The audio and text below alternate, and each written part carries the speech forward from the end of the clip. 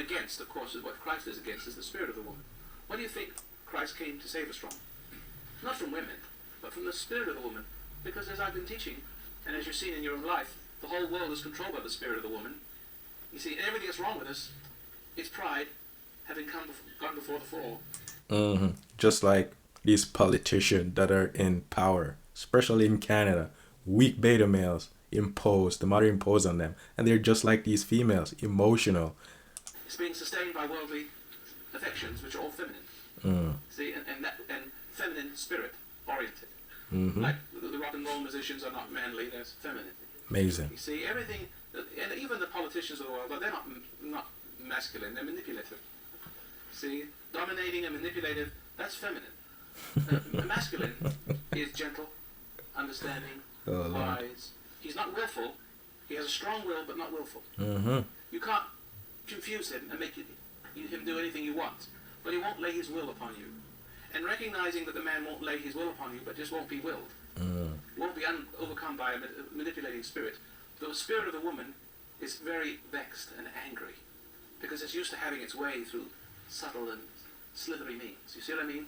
And it's the same thing with when you're married to a woman like that, when she sees that you have a brightness in you, and that you can no longer be acted through, and that you are taking charge of her children, taking her children away from her.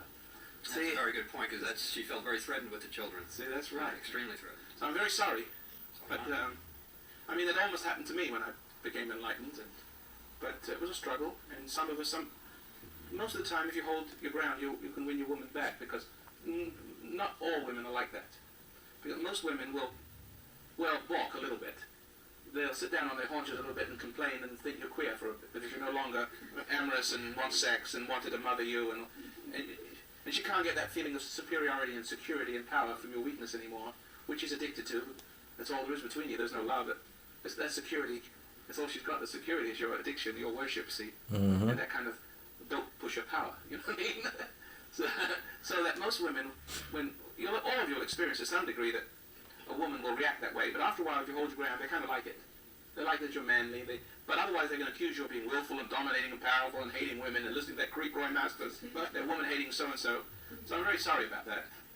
He makes a great point here, because women can't help themselves but to judge. And once they see your weakness, they use it against you to manipulate you and control you. Because remember, women, they're not physically strong like a man. So they have to serpent their way through life. And that's a spirit that has imposed to them by their mothers onto boys as well, and they grow up to be just feminine, just like the mother. They're judgmental, and they see the weakness in you, and they use it to manipulate and control you.